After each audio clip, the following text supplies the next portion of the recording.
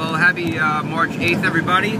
We just heard about the X.5.4 solar flare that shot off the sun that is inbound sometime today and tomorrow.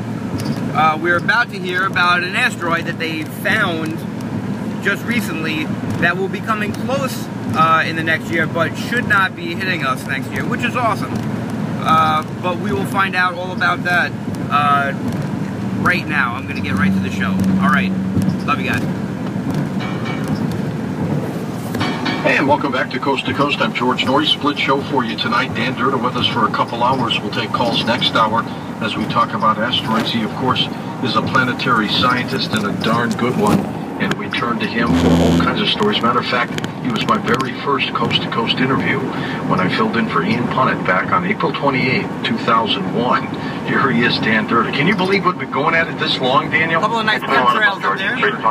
Finally, we get an asteroid that comes close. Nice one over here. Pretty darn close. Yeah, this one's going to be a lot of fun. I'll start from the beginning and just make sure everyone's aware that we know it's not going to hit next year. We know that already for a fact. But it's going to be a darn close shave. It's going to be pretty fun. Can anything tip the scales to make it hit the planet? Not at this point for that particular impact, or for that particular close approach. We know the orbit well enough from the few observations we've had now to project that out pretty good. It's gonna, it's a close shave. There's no doubt. It's about 17,000 miles out. That's we're getting into sort of geosync satellite sort of distance. So that's pretty amazing. Why wouldn't the gravitational pull of the planet pull us in? Is it just going by too fast, or what? Well, in a sense, it is. That it's the very close approach itself that's already set up by Earth's gravitational pull as it flies past the planet. It does make that little bit of a it falls in toward the planet and then gets slowed down as it recedes back out again. So it's absolutely, definitely being affected by the Earth's gravitational field, but that's taken care of in the whole calculation of where that orbit's going. It's the subsequent passes after that, because of that close approach, that we've got some fuzz on. And when you look out into the future, like for instance, very specifically, the next very close approach in the year 2020 for that particular asteroid, it's so close at the moment that the uncertainty in the approach distance for 2020 is almost indistinguishable from an impact at this point. So that's, it's not to say it's going to impact. I'm just saying that that's how, as you project into the future, how fuzzy the orbits get, because we just don't have enough constraining information yet. Now, this object was spotted by Spanish stargazers just a month ago.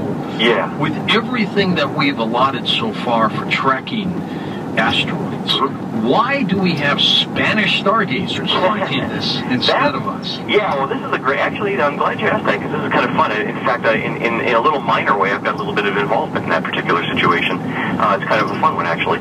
So, to set that up to begin with, as you intimated, yes, there are several significant asteroid search programs that are going on right now. They're funded primarily by NASA. In fact, they're funded entirely by NASA, the big surveys.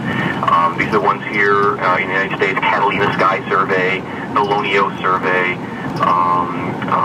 those big professional ones that are doing the, searching all the sky. Well, it's the top of the pyramid, so everybody has technology now. And they're doing a darn good job. Watching.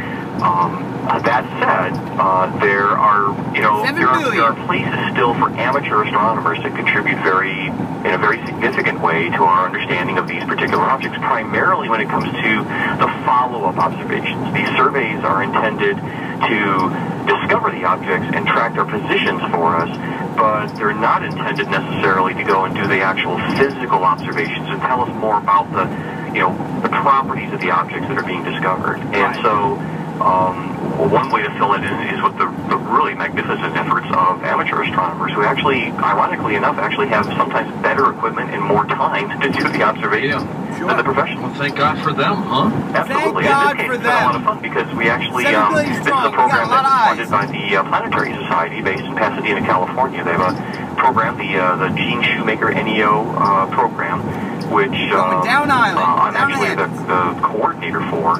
And it turns out that last year, one of the people people that we funded out of that program was Jamie Noman and his colleagues in Spain, and they were the ones who actually discovered this object after its close approach last month. Daniel, is there any possibility that this asteroid, which is going to get to around 17,000 miles of the planet, could break up in pieces of it? Now, it's only 150 feet diameter, but still, can it break up and have pieces hit the planet? There's, you know, that's still pretty far out for that kind of that strength of force, but you're getting exactly the right idea that with these kinds of close approaches. Yeah, we don't know for sure how solid this object is. Sort of size range, which it could be pulled apart. You know, we think might be what we call rubble piles, the assembled, you know, gravitationally assembled bits and pieces and fragments from previous breakups of these little guys. There's a, you know, some of these objects, when they come close, the tidal forces of the Earth actually can you know, rearrange, cause landslides on these things as they fly by. And so there's a fair chance that this guy's going to feel some gravitational tugging and pulling. Probably not enough to actually pull it apart, but I wouldn't be at all surprised if you could, you know, imagine yourself riding along on the surfaces of this thing that you might well see, you know, some little asteroid quakes, if you will, and maybe some little minor landslides and things like that. With gravity this small and such a tiny object, you get one little landslide, it's not out of the question you might get some little bits of gravel and rubble sort of in temporary orbits around the thing. Could it hit a satellite?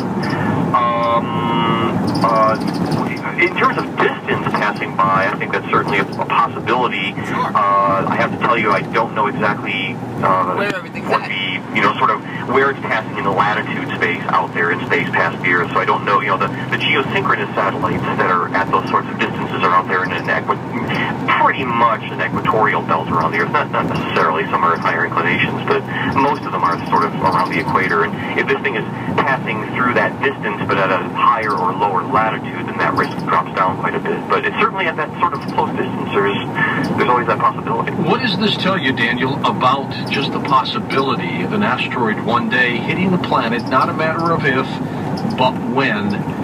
It could happen and come out just at any time, couldn't it? That, in this size range, that's definitely true. By no means have we discovered even most of the objects in this size range that are passing through through near space. So this is one of these objects that there's about a 50-50 chance. And this one actually I think was discovered after its closest approach on February 16th.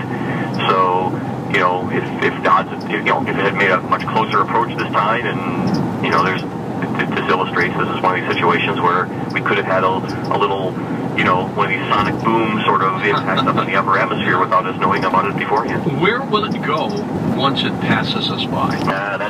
Right now that's kind of the